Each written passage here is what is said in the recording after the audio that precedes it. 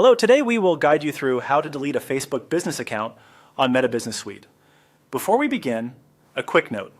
You'll need to be an admin of the business page you want to remove, and deleting a page is a significant action.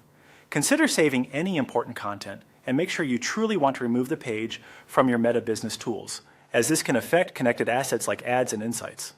Start by opening the Facebook app on your mobile device. Make sure you're signed in with the profile that manages the business assets.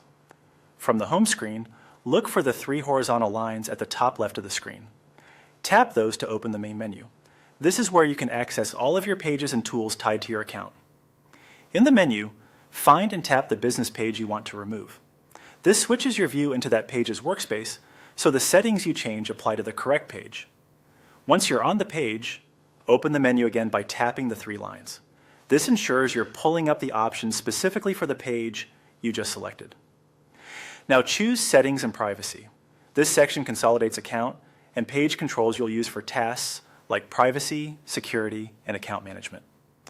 Next, tap Settings. You're entering the central hub where Facebook places deeper controls. Depending on your app version, the layout may vary slightly, but the path is consistent. In Settings, scroll down until you find Access and Control. This area houses options for deactivation and deletion.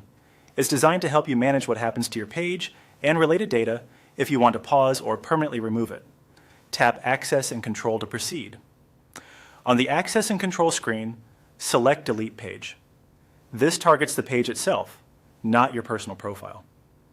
Facebook may summarize what deletion means and what will no longer be available once the page is removed, such as posts, insights, and any associated presence. When you're ready, tap Continue. This begins the process. You may see on-screen reminders or confirmations. Read them carefully so you understand the implications. If prompted, confirm your choice to finalize.